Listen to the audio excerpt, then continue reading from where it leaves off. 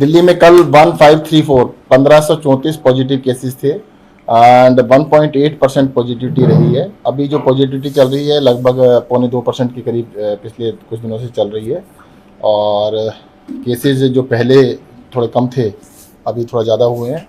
हमने इसको रोकने के लिए टेस्टिंग बहुत ज़्यादा बढ़ा दी है। अब डेली हमारे टेस्ट 85,000 से लेकर 90,000 के करीब टेस्ट हो रहे हैं। देश का जो एवरेज टेस्टिंग है उससे हम 5 गुने से ज़्यादा टेस्ट कर रहे हैं। आइसोलेशन भी कर रहे हैं, कॉन्टैक्ट ट्रेसिंग भी कर रहे हैं। एक टेस्ट पॉजिटिव जो आ रहा है उसको 30 लोगों को हम कॉन्टैक्ट ट्रेसिंग कर रहे हैं, सबको आइसोलेट भी कर रहे हैं ताकि इसको जल्द से जल्द कंटेन किया जा सके।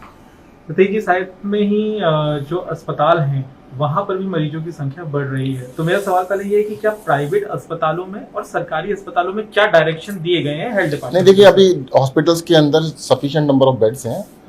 अभी भी जो ऑक्यूपेंसी है वो 20% से आसपास चल रही है। 20% ऑक्यूपेंसी है, 80% बेड खाली है और इसके ऊपर पूरी नज़र बनाए हुए। जैसे ही अगर थोड़ी सी ऑक्यूपेंसी बढ़ती है तो हम और भी बेड बढ़ा लेंगे तो बढ़ा देंगे।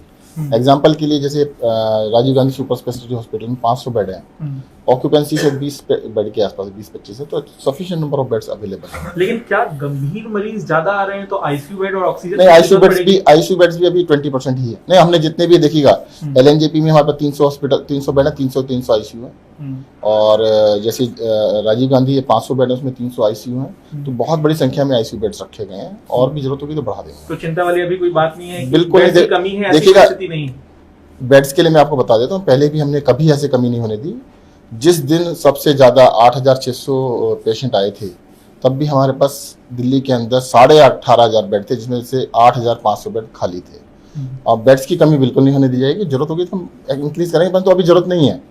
अभी ऐसा लगता है कि 20% ऑक्यूपेंसी, 80% खाली है, तो अभी 80% खाली है तो अभी जरूरत नहीं है। थोड़ा सा बढ़ेगा तो देखेंगे। सर, क्या लगता है कि अभी पर्व त्योहार काफी आने देखिए, अब तक ये मान रहे हैं कि ये ऐसे ही पीक रहेगा इसका? देखिए, ऐसा लगता है कि एक हफ्ता हमें इसको डेफिनेट ट्रेंड को चेक करना पड़ेगा कि एक हफ्ते के बाद क्या होता है, क्योंकि इसको कोई भी डेफिनेटिव ट्रेंड आने में 3-1 हफ्ते लग जाते हैं। हो सकता है कि देखो फटीग फैक्टर भी आ जाता है कई बार। दिल्ली के अंदर 3-4 महीने कंप्लायंस बहुत अच्छी थी, बहुत ही अच्छी थी, तो एकदम से कम डाउन आया था और 10-15 दिन से लग रहा है कुछ कंप्लायंस कम हुई थी, जिसको हम सख्ती कर रहे हैं, काफ़ी सख्ती कर रहे हैं। लोगों को अपील भी कर रहे हैं कि भाई कंप्लायंस कीजिएगा। सबसे बड़ी कंप्लायंस है मास्क लगाने वाली। अगर ज़्यादातर लोग मास्क लगाते हैं, पब्लिक में मिलते हैं, तो इसको एकदम से कंटेन किया जा सकता है। 1 साल की जद्दोजहद के बाद सबने समझ लिया है कि भाई मास्क लगाना पब्लिक में जाने के अंदर सबसे इम्पॉर्टेंट है। मैं एक अपील आपके माध्यम से ये भी करना चाहूँगा, बहुत सारे लोगों ने वैक्सीन दिल्ली में लगवा ली है, 10 लाख से ज़्यादा लोग लगवा चुके हैं, परंतु वो भी अगर पब्लिक में जाते हैं तो मास्क जरूर लगाएं, मास्क को ना छोड़ें। सर, जो बाहर से लोग आ रहे हैं ये भी देखा जा रहा है कि पंजाब जैसे या महाराष्ट्र जैसे जो राज्य जहाँ कोविड के मामले ज्यादा हैं, उनको लेकर और कोई सख्ती बरतने की तैयारी? देखिए, हमने रैंडम टेस्टिंग स्टार्ट की है रेलवे स्टेशन के ऊपर, एयरपोर्ट्स पे रैंडम टेस्टिंग स्टार्ट कर दी है। हाँ, ये बात बिल्कुल सत्य है आपकी जो बात कही है आपने, क्योंकि दिल्ली देश की राजधानी है। देखो, राजधानी है तो दिल्ली के लोग भी बाहर जाते हैं, वापस भी आते हैं, बाहर के लोग भी दिल्ली आते हैं।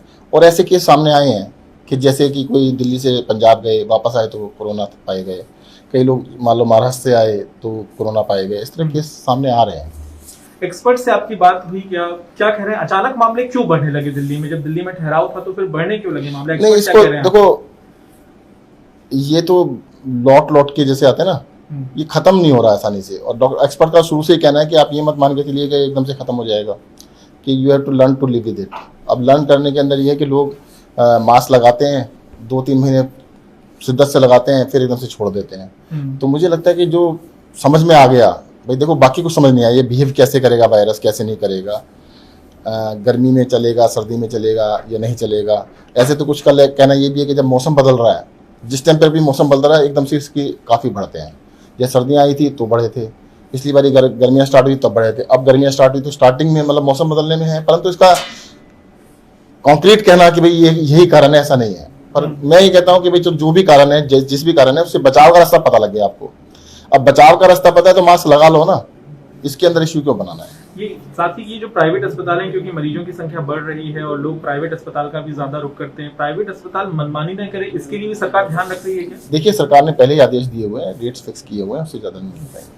सर, होली का त्योहार जो कि अब आ गया है और सार्वजनिक जगहों पर होली नहीं मनाई जाएगी, इसकी इम्प्लीमेंटेशन के लिए सरकार क्या करेगी? देखिएगा, सरकार इसके लिए पूरी अपनी टीमें बना रही है, पूरा इसका देखा जाएगा। मैं फिर भी आपसे अपील करना चाहूँगा, देखो त्योहार है, अब बड़ी खुशी से मनाइए, घर के अंदर मनाइएगा।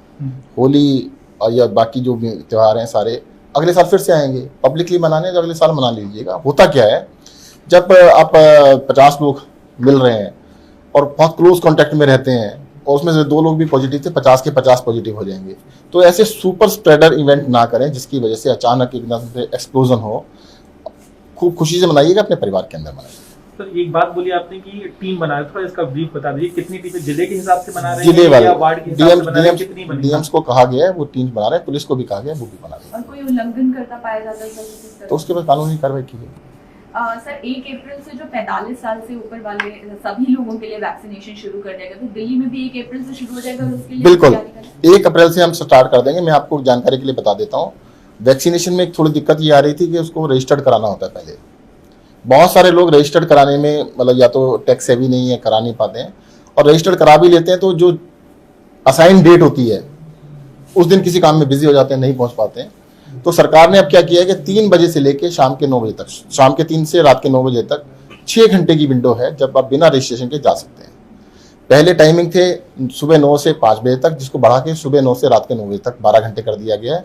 और इसका ध्यान रखते हुए कि भाई अपनी कन्वीनियंस के हिसाब से आप चले जाइए। अभी होता क्या था कि लोग ऑफिस में काम करते हैं, अब 6 के 6 दिन ऑफिस में काम कर रहे हैं, संडे छुट्टी है तो संडे को वैक्सीनेशन नहीं होती, तो उनको टाइम सूट ही नहीं करता।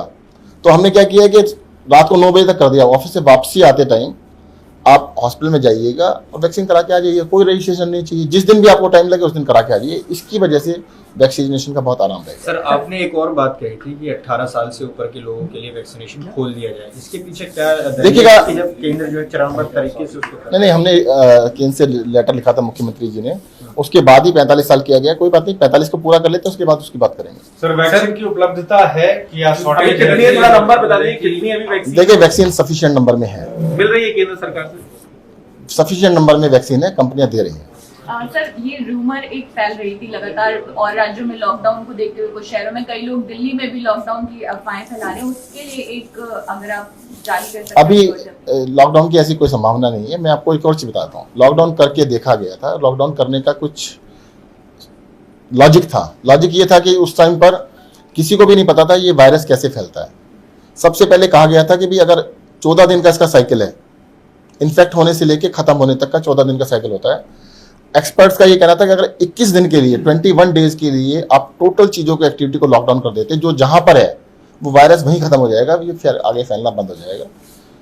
लॉकडाउन को बढ़ाते गए, उसके बावजूद भी ऐसा नहीं हुआ कि कंप्लीटली खत्म हो जाए। तो मुझे लगता नहीं है कि lockdown is a solution. Sir बहुत बहुत धन्यवाद।